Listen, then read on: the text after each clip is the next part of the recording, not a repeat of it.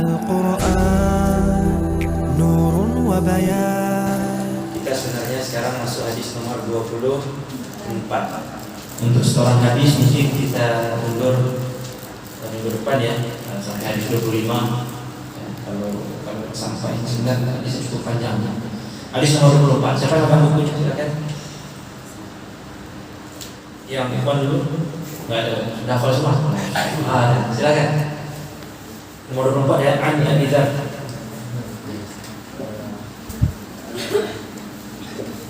An Abi Dzar Ghifari. An Abi Dzar al-Ghifari. Kalau disambung An Abi Dzar al-Ghifari. Ada lagi yang akhwat lah satu aja. Ya, fadhal. Silakan yang coba.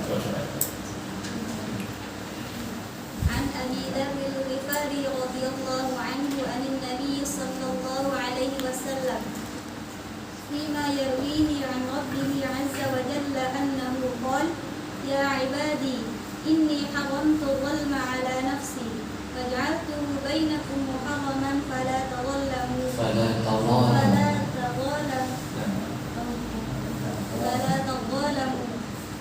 يا عبادي كلكم ضال إلا من هديته فاستهدوني أهدكم. Oke, situ.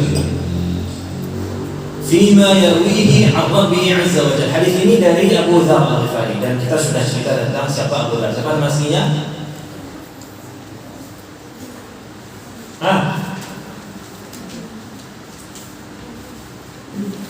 Kita tutup kajian kita ini lupa aja. Atau terlalu banyak materi Ramadan ya, jadi sudah menutup. Siapa nama aslinya Abu Dzar? Kasih faktur. Ya salam. Jundub bin Junadah. Sia-sia aja bukan dia ada hanya satu.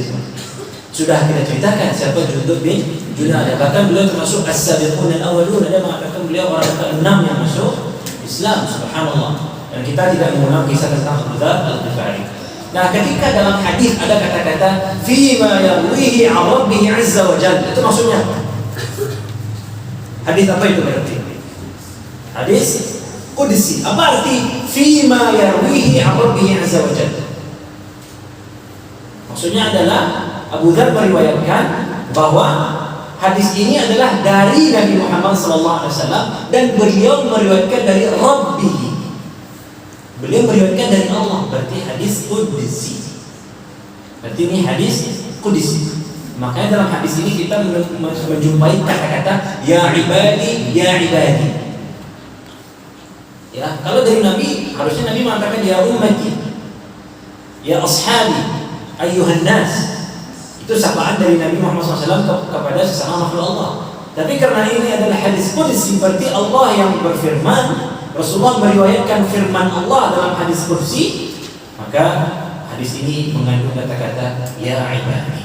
Dan teman-teman yang dimuliakan Allah SWT, panggilan ya ibadi adalah panggilan tersayangnya Allah kepada kita.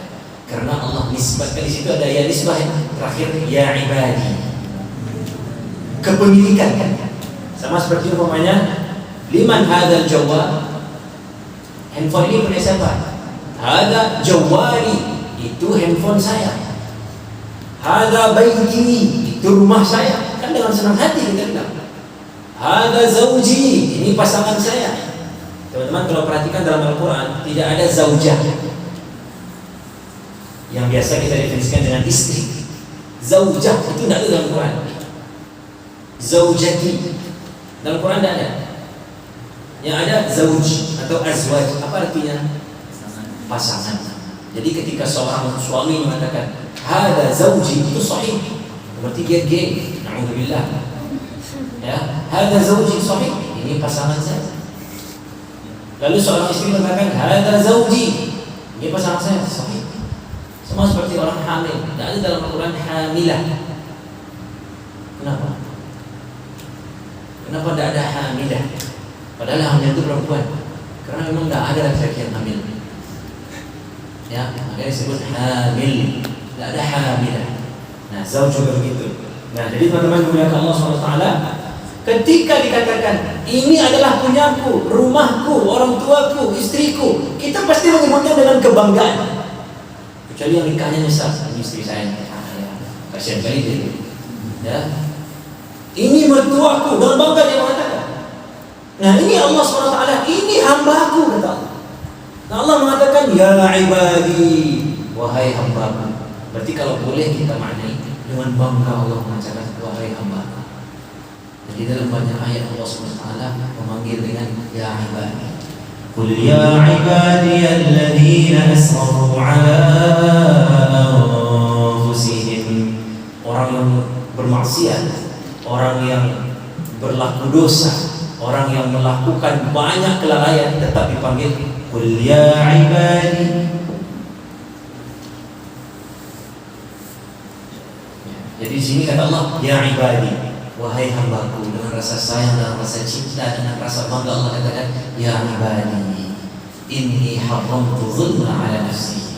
Sungguh aku haramkan zatku untuk berbuat zalim kepada Allah. Kenapa kira-kira Allah perlu menyampaikan ini? Karena Allah Al-Jabbar, Allah Al-Qahhar, Allah ala kulli syai'in qadir. Allah yang maha melakukan apapun, tapi Allah tidak pernah zalim. Allah beritakan kepada kita dengan semua kekuatan yang Allah punya, bahkan semua kekuatan yang ada di bumi ini milik Allah Subhanahu wa taala, berasal dari Allah. Allah yang mengatur peredaran langit dan bumi, Allah yang mengatur siang dan malam, Allah yang menjadikan si fulan kaya, si fulan miskin, Allah yang mengangkat derajat si fulan, mengangkat derajat si fulan, menurunkan harkat martabat orang. Semua pekerjaan Allah Subhanahu wa taala, tapi tak pernah ada kezaliman di dalamnya. Makanya Allah katakan inni haramtu zulma ala nafsi. Wahai hambaku saya, kata Allah, aku tak pernah berbuat zalim karena aku haramkan kezaliman atas zatku, kata Allah. Teman-teman, ketika Allah berfirman alhamdulillahi rabbil alamin, apa artinya? Semua pujian itu Allah Rabb. Apa arti Rabb? Pemelihara, Murabbi, yang memelihara. Kama Rabbayani. Itu doa kita. Sebagaimana orang tua kita memelihara. Memelihara itu pernah kita singgung kan? Itu sayangnya lebih. Seseorang memelihara kucing, itu kadang kalau dikumpulkan uangnya dia bisa beli motor itu. Mandi kucing lah, makanan kucing lah. Kadang lebih mahal makanan kucing dari makanan kita. Karena kucing itu dikasih tulangnya dia senang beli. Ada pet shop, sekarang dari mana pet shop. Ada pula hotel kucing di Padang belum ada. Orang Minang ini perhitungannya tinggi. Ya Allah beri hotel dia agak payah untuk di Minang. Dan itu betul lah, pas betul. Kalau sudah mulai pula ada hotel kucing, saya yakin yang menidurkan kucing di sana bukan asli Minang, atau dia besar di sana. Kucing apa hotel orang bosan masuk parkir hotel pernah? Ada. Jadi memelihara. Rabbul Alamin, Allah lah yang memelihara semua alam. Allah yang mengatur. Kira-kira apakah Rabbul Alamin mampu dengan mudah menerbitkan matahari di barat dan menenggelamkan di timur? Coba bantu jawab. Mampukah Rabbul Alamin melakukan itu? Mampukah Rabbul Alamin menurunkan hujan batu? Mampukah Rabbul Alamin menerbangkan gunung-gunung ini sehingga bertabrakan dan menghancurkan kita semua? Mampukah Rabbul Alamin membuat gempa 10.000 skala Richter? Mampu. Takutkah kita? Takut. Tapi dia berikutnya apa kata Allah? Ar-Rahmanir Rahim. Rabbul Alamin yang mampu melakukan semua itu Ar-Rahman Ar-Rahim. Maha Pengasih. Allah mampu membuat matahari terbelah. Kita sedang bawa motor, sedang macet, tiba-tiba terbelah aja matahari. Mampu Rabbul Alamin? Mampu. Tapi Allah Ar-Rahman Ar-Rahim. Inni haramtu zulma ala nafsi. Aku haramkan kezaliman atas diri. Wa ma Allahu bidhallamin lil 'abid. Mustahil Allah berbuat zalim, mustahil. Fala tadhal wa ja'altuhu bainakum muharrama, dan aku jadikan haram kezaliman itu haram di antara kalian. fala tadhalamu, kata Allah. Maka jangan saling berbuat zalim. Seakan-akan Allah ingin mengatakan kepada kita, saya, kata Allah, aku Tuhan semesta alam yang mengatur semua, tidak pernah berbuat zalim. Apalagi kalian harus jangan berbuat zalim. Kezaliman itu ada 3, teman-teman yang mengatakan. Yang pernah dengar hadisnya, kata Rasulullah, az-zulmu thalatha. Zulmun la yaghfiruhu Allah, wa zulmun yaghfiruhu, wa zulmun la yaghfiruhu. Yang pertama adalah kezaliman yang tidak diampuni Allah. Kezaliman yang tidak diampuni Allah. Apa itu? Syirik. Inna syirka la zulmun azim. Itu kan kata Luqman al-Hakim kepada anaknya. Sesungguhnya perbuatan syirik adalah dosa besar, tidak akan diampuni Allah. Inna Allah la yaghfiru an yushraka bihi wa yaghfiru ma duna dzalika liman yasha. Orang yang mati berkata syirik mustahil Allah ampuni, mustahil. Itu kezaliman yang paling besar. La yaghfiru, Allah tak akan ampuni. Wa zulmun yaghfir. Dan kezaliman yang Allah ampuni, kezaliman yang mana itu? Zulmul ibad ala nafsihi, kezaliman hamba kepada dirinya sendiri. Setiap dosa yang kita berbuat adalah kezaliman kita. Makanya doa Nabi Adam, Rabbana zalamna anfusana, ya Allah kami telah zalim pada diri kami. Hayya 'alas salat,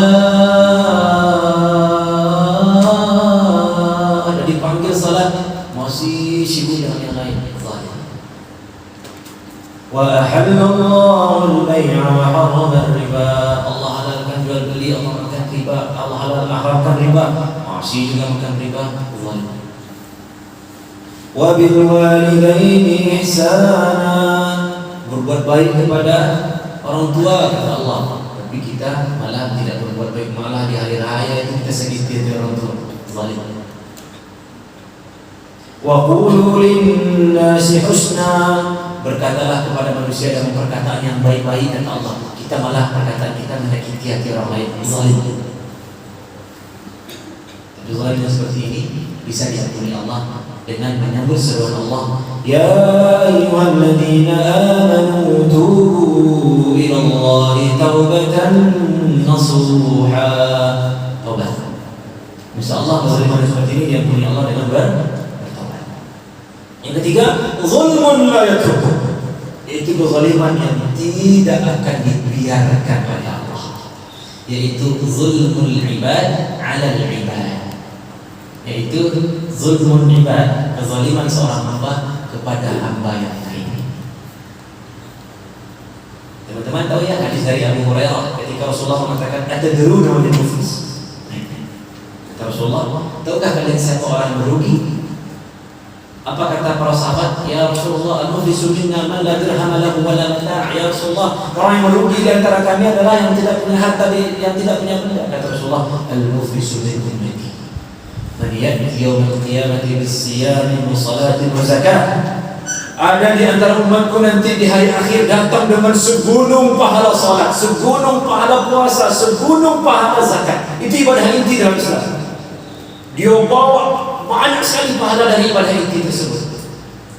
Wa ya'ti qad syatama hada wa daraba hada wa qadhafa hada, atau kama qala sallallahu alaihi wasallam. Rasulullah, dan ternyata dia datang selain membawa segunung pahala, dia juga membawa segunung kezaliman yang belum dia selesaikan di dunia.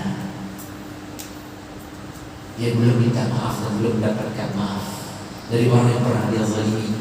Dia pernah menuduh orang lain, dia pernah mencemooh orang lain, pernah memfitnah orang lain, pernah memukul orang lain. Gara-gara knalpot yang tidak standar, dia buat orang lain jantungan punya. Gara-gara musiknya yang terlalu keras. Banyak kezaliman. Hati-hati. Yang seperti ini dia tidak akan dibiarkan oleh Allah SWT. Dan nanti ketika dia datang dengan semua pahalanya itu, datanglah korban kezaliman yang mengadu kepada Allah, ya Allah, itu si fulan yang pahalanya begitu banyak, sholat, puasa, zakat begitu banyak, dia pernah memukul saya. Kata Allah, ambil pahalanya, ambil pahalanya. Ini hadis masyhur, teman-teman tahu hadis ini. in faniyat, ketika semua, bayangkan habis pahala puasanya, lelah puasa Ramadan. Bayangkan kita ya, kenapa Allah mengatakan semua amal soleh anak Adam itu untuk mereka, kata Allah, illa siyam, kecuali puasa, fa innahu li, kata Allah, wa ana ajzi bihi, sesungguhnya pahala puasa itu khusus untukku dan aku yang akan memberikan reward kepada orang-orang yang berpuasa. Kenapa? Karena kita meninggalkan makan dan minum untuk Allah. Kita di kamar sendirian, ada air minum seperti ini, tak ada orang melihat, tak ada CCTV. Kenapa kita tidak minum? Kenapa? Saat puasa dulu, saat sendirian di kamar, kenapa kita tidak minum? Karena Allah. Saat ada makanan, tak ada orang yang melihat, tapi kita tetap tidak makan. Kenapa kita tidak makan? Karena Allah. Tapi itu bisa menjadi sia-sia kalau ada kezaliman yang belum kita selesaikan. Capek-capek ngantuk tarawih, sia-sia karena ada kezaliman yang belum terselesaikan. Habis uang untuk infak, zakat, sedekah, sia-sia karena ada kezaliman yang belum terselesaikan. Tahan kantuk untuk menyahut panggilan as-salatu khairun minan naum. Tinggalkan tidur kita, tembus bikinnya subuh demi ke masjid, sia-sia kalau masih ada kezaliman yang belum terselesaikan. Setelah habis semua pahala salat, zakat dan puasanya, ternyata masih ada korban kezaliman yang mengadu, ya Allah, dia pernah menzalimi saya, dia pernah melakukan keburukan kepada saya, dan belum selesai masalahnya. Lalu kata pelakunya ini, saya tidak punya pahala lagi. Kalau kata Allah, kalau begitu ambil dosa korbannya, pindahkan ke pelakunya. Bayangkan ruginya orang seperti itu. Gara-gara apa? Kezaliman yang dia. Maka kata Rasulullah SAW, aku akan menjadi penuntut, kata Rasulullah. Penuntut bagi siapa? Bagi orang yang menyewa orang lain untuk bekerja, sudah selesai kerjanya tapi tidak dibayar upahnya.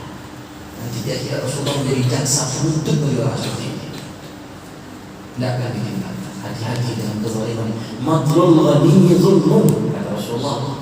Orang yang sudah mampu bayar hutang tapi dia tunda-tunda untuk bayar, zalim. Ayat saya.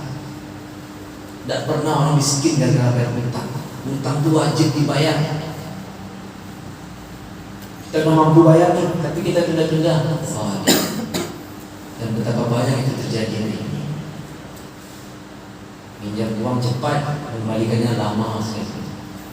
Lupa tatap masa depan saya, bahkan masa datang. Hutang itu masa lalu yang harus diingat terus, karena masalahnya bisa sampai ke akhirat. Maka hati-hati. Kalau memang niat kita tidak bayar, jangan bilang pinjam, minta.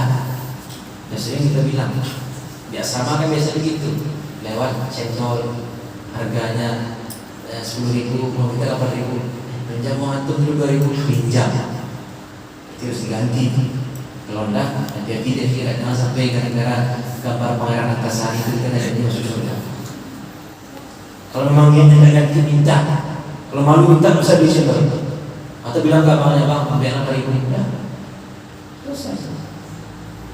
Jadi teman-teman dimuliakan Allah SWT, hati-hati dalam berbuat zalim.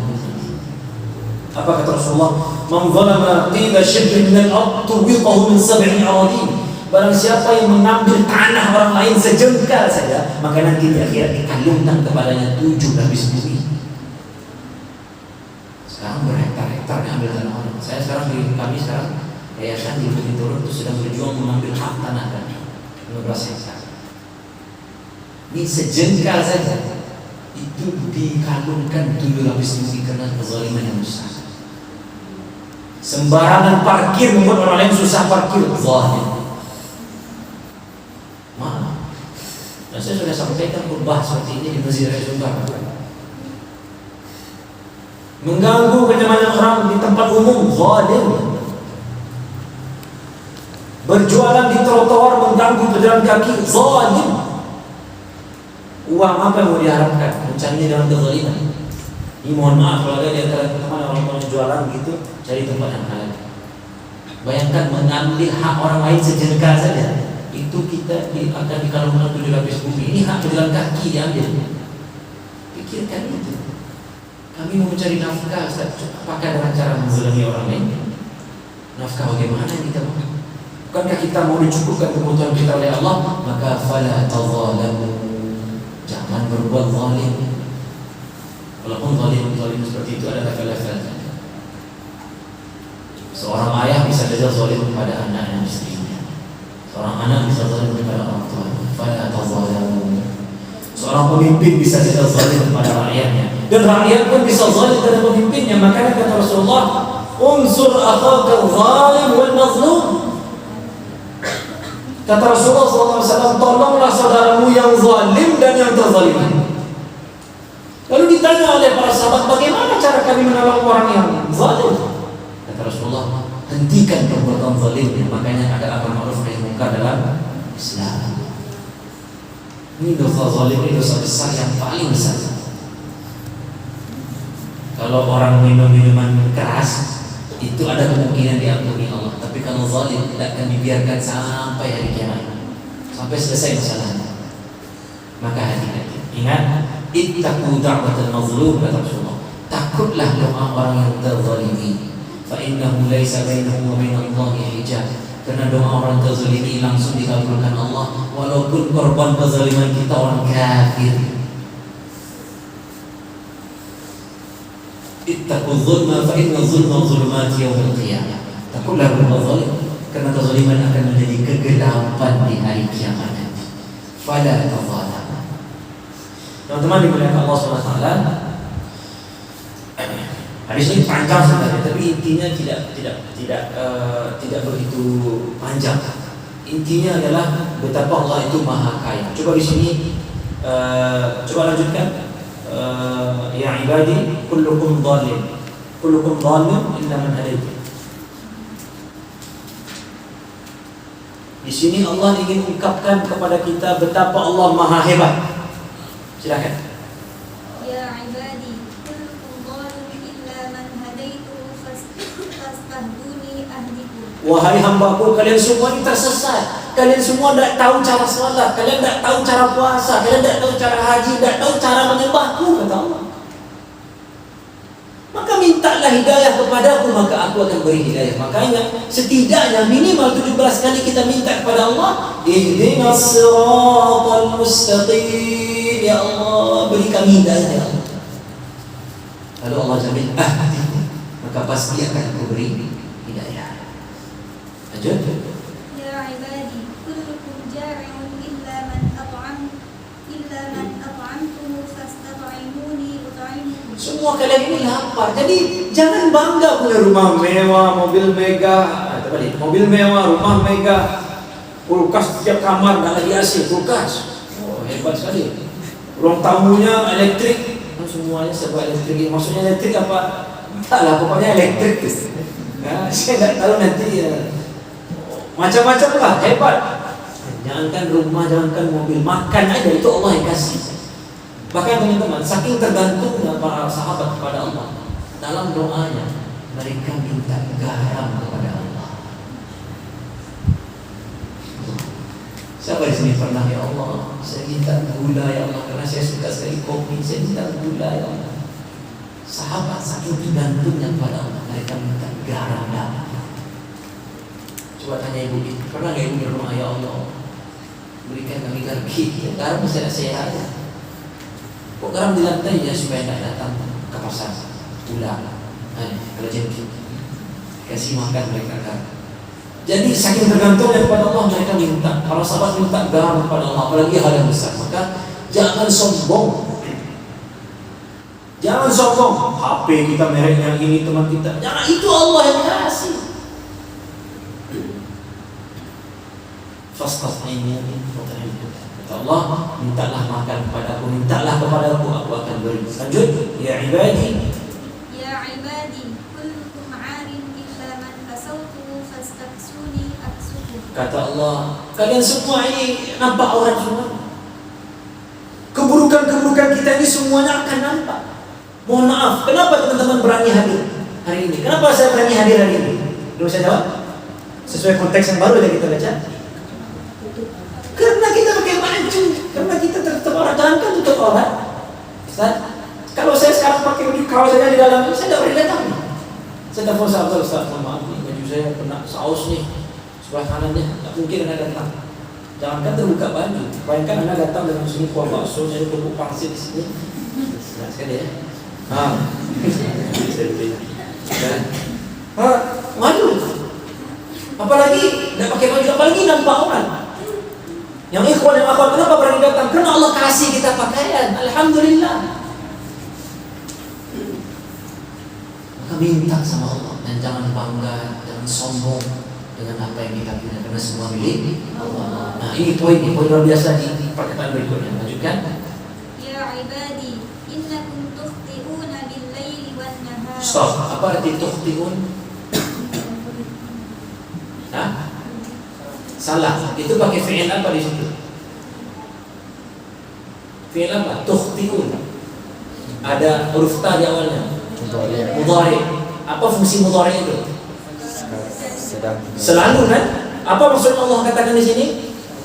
Wahai hamba-Ku sayang, kata Allah, kalian selalu saja salah di siang dan sore hari, di siang dan malam hari. Kan itu kata Allah kan? Lanjutkan hadis ini. Wa ana aghfiru dzunuba jami'a. Ya Allah balas pakai fi'il madhi. Ya. Allah balas pakai fi'il amr. Allah balas pakai fi'il mudhari juga. Seakan-akan Allah mengatakan, wahai hamba-Ku sayang, kalian selalu berbuat salah, saya pun selalu mengampuni. Fastaghfiruni aghfir lakum. Maka mintalah ampun, maka pasti akan aku ampuni. Jadi teman-teman, kita bisa menyimpulkan bahwa setiap dosa yang kita perbuat, setelahnya ada pintu taubat yang selalu terbuka. Apapun dosa, dan semua kita berdosa. Setiap kita pasti berdosa dan Allah pasti Maha Mengampuni. Bahkan kalau taubat kita diterima oleh Allah Subhanahu wa taala, dosa kita sebanyak apa dia diganti sebanyak itu dengan pahala. Allahu Akbar. Ar-Rahmanur Rahim. Wala yuzlimu rabbuka ahada. Lanjut. Ya ibadi. Ya ibadi, innakum. Dari sini Allah sudah mulai menampakkan kemahadahsyatan Allah, dan Allah Maha sombong. Allah Maha sombong dan Allah suka untuk pamer, gitu bahasa kita ya. Allah suka memperlihatkan kehebatannya kepada kita supaya kita agungkan Allah. Kan salah satu asma Allah apa? Al-Mutakabbir. Ya. Yang berhak untuk sombong hanya Allah. Nah, di sini Allah mulai untuk memperlihatkan betapa agungnya Allah dan betapa kita tidak ada apa-apa. Coba. Innakum lan tablughu durri fatadurruni wa lan tablughu naf'i fatanfa'uni. Iya, artinya di sini Allah yang mengatakan bahwa semua manfaat dan semua mudarat itu datang dariku, kata Allah. Kalian tidak akan bisa mendapatkan manfaat apapun kecuali itu dariku, dan kalian tak akan bisa mendapatkan mudarat apapun kecuali dariku. Allah yang memberikan sifat optimis kepada kita bahwa selagi kita bersama Allah, ya jangan takut. Kalau memang manfaat itu untuk kita, tak akan lari kemana-mana dia. Dan kalau memang Allah tuliskan bahwa kita akan mendapatkan mudarat, ya itu datang dari Allah. Kita tidak takut. Ingat hadis, ihfazillaha yahfazuk. Hadis itu nasihat Rasulullah kepada siapa?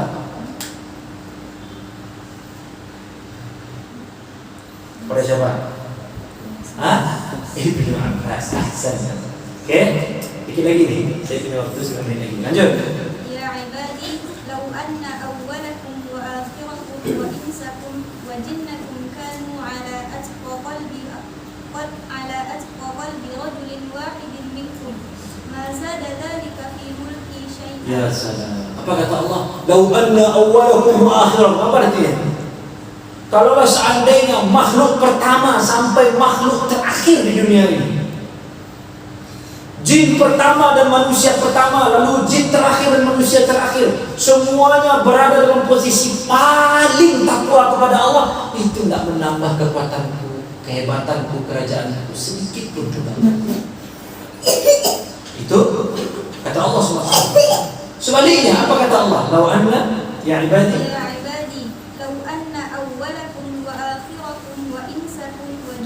Nah itu maksudnya tuh, lau anna awwalakum wa akhirakum wa insakum wa jinnakum, artinya semua jin dan manusia dari yang pertama sampai yang paling akhir kanu كانوا على أفجر قلب رجل واحد منكم ما نقص ذلك من ملكي شيئا. Sebaliknya, walaupun semua kalian tidak menyembahku, berbuat syirik, bayangkan semua makhluk dari zaman awal sampai akhir zaman nanti berbuat syirik kepada Allah umpamanya, tidak mengurangi sedikit pun kerajaan Allah Subhanahu wa taala.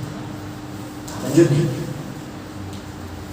Ya ibadi, يا عبادي لو أن أولكم وآخركم وإنسكم وجنكم قاموا في صعيد واحد فسألوني فأعطيت كل واحد مسألته. Stop di situ. Kata Allah, kalaulah manusia pertama sampai sampai manusia terakhir, lalu jin pertama sampai jin terakhir, bayangkan betapa banyaknya itu, meminta semua permintaan mereka, lalu aku berikan semua permintaan mereka. Apa kata Allah? Mana qasas? ما نقص ذلك مما عندي إلا كما ينقص المخيط إذا أدخل البحر. Ya, tidak udkhilal bahr. Tidak akan mengurangi apa-apa yang ada kepemilikanku, kata Allah. Jadi bayangkan semua jin, semua manusia yang dari awal sampai akhir minta semua. Bayangkan semua apa yang diminta dikasih sama Allah, itu tidak mengurangi harta atau kekayaan Allah Subhanahu wa taala, kecuali sebagaimana jarum jahit dicelupkan ke laut, lalu kita angkat jarumnya. Ada air yang dibawa oleh jarum tersebut? Ada kan? Berkurang nggak air lautnya? Berkurang ya, sebanyak air yang dibawa oleh jarum itu. Kebayang ya? Jangankan itu, kita masukkan jarum ke sini pemain. Masukkan jarum sini, sudah diangkat. Berkurangkah air dalam gelas ini? Berkurang, tapi ya sebanyak yang dibawa oleh jarum itu saja. Bayangkan semua orang minta, semua jin minta, dari moyang-moyang jin, moyang-moyang manusia sampai yang paling terakhir hidup di dunia ini dari jin dan manusia, dikasih Allah semua permintaan mereka. Itu tidak mengurangi kekayaan Allah, kecuali sebagaimana jarum jahit itu mengurangi air di lautan saat yang dicelupkan. Ya, 1 tetes, 2 tetes. Subhanallah. Lanjut. Ya ibadi, innama hiya a'malukum usiha lakum thumma ufikum iyyaha. Setelah Allah katakan semua ini, kalian semua tersesat kecuali yang aku beri hidayah, kalian semua telanjang kecuali yang aku berikan pakaian, kalian semuanya lapar kecuali yang aku berikan makan, kalian semuanya berbuat dosa dan aku mengampuni maka minta ampun. Setelah semuanya Allah sampaikan, apa kata Allah? Kalian tugas di dunia ini hanya, kan innama, apa arti innama? Hanya, ulang-ulang semuanya. Hanya, kan itu kata Allah. Hanya, tugas kalian hanya beramal. Dan nanti kata Allah akan diberikan kita ini sesuai dengan amal kita. Nah, lalu Allah SWT tutup hadis qudsi yang mengatakan, silakan. Faman wajada khairan falyahmadillah. Barang siapa yang mendapati nanti amal solehnya bagus, faman taqalat mawazinuh fa huwa fi 'ishatin radiyah, berat timbangan amal solehnya, maka pujilah Allah, alhamdulillah. Saya bertobat, alhamdulillah. Dosa-dosa saya diganti dengan pahala karena saya bertobat, alhamdulillah.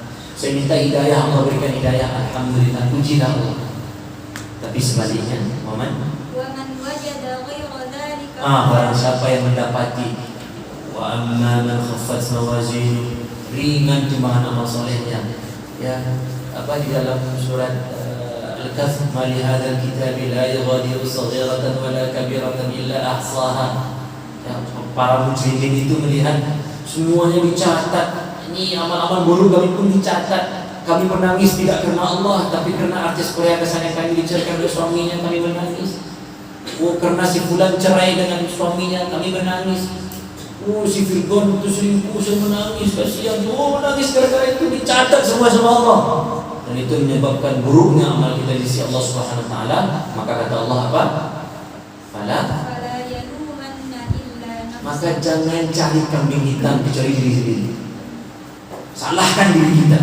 Allah sudah buka peluang. Fastahduni ahdikum, kata Allah. Minta hidayah, maka aku akan beri hidayah. Fastaghfiruni aghfir lakum, minta ampun, aku ampuni. Kalian tidak juga minta hidayah, kata Allah. Baca Al-Fatihah pun tidak jelas, padahal mau minta hidayah. Ada majelis ilmu, peluang hidayah, malas-malasan.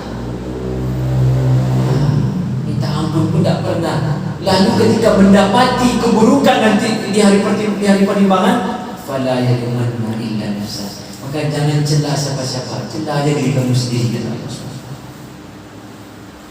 Fa'alhamaha fujuraha wa taqwaha. Jelas Allah berikan ilham untuk fujur dan ilham untuk takwa. Kita suruh pilih. Kita sendiri yang memilih takwa, maka alhamdulillah, falihahillah. Ternyata kita juga yang memilih fujur, fala yalumanna illa nafsah. Maka jangan celah kecuali diri sendiri. Maka sebelum hari itu datang, dari sekarang kita celah diri kita.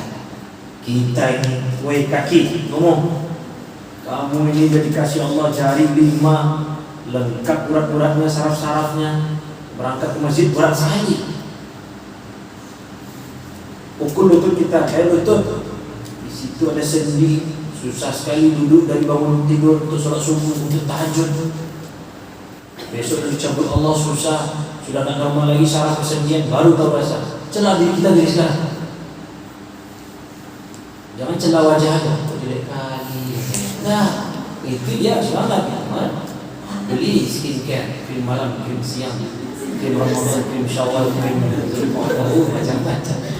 Ya, celah semuanya. Hai mulut, ini sudah Allah mudahkan untuk bicara. Kenapa masih malas-malasan untuk baca Quran? Kenapa masih malas-malasan untuk menyampaikan kebaikan? Celah diri kita sebelum hari itu datang. Saat kita hanya bisa mencela tapi tidak bisa berubah. Fala yalumanna illa nafsah. Teman-teman mulia Allah SWT. Dari sini panjang, ya. Tapi intinya Allah SWT ingin mengatakan betapa zalim itu adalah sesuatu yang tidak akan pernah dibiarkan oleh Allah SWT, dan betapa Allah Maha Hebat, Maha Agung, dan kita tidak apa-apa kecuali Allah yang berikan. La haula wala quwwata illa billah. Dan Allah ingin katakan bahwa dengan semua nikmat itu, jadilah orang yang mengambil peluang untuk meningkatkan amal saleh. Kalau dengan semua nikmat itu kita tetap dengan kefujuran kita, fala yalumanna illa nafsah. Allah ingin mengatakan, Allah kan maha kaya. Allah bilang, semua jin dan manusia berkumpul untuk minta, aku beri, tak akan mengurangi sedikit pun apa yang ada padaku, kata Allah.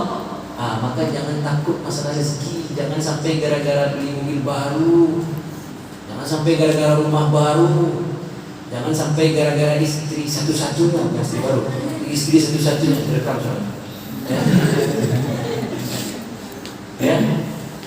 Oh, gara-gara yang menyenangkan hati istri, ternomor 2kan Allah.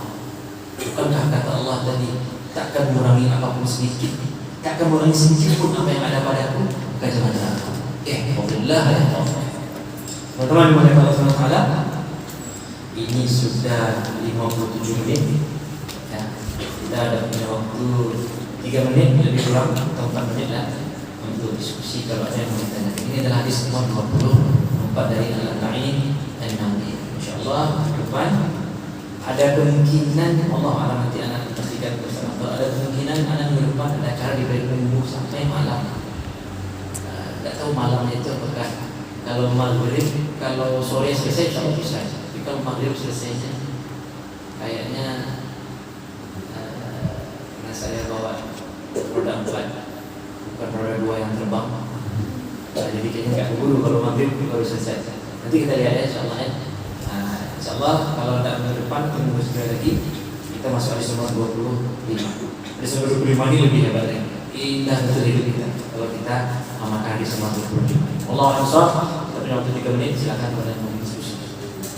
Al-Quran hadiyul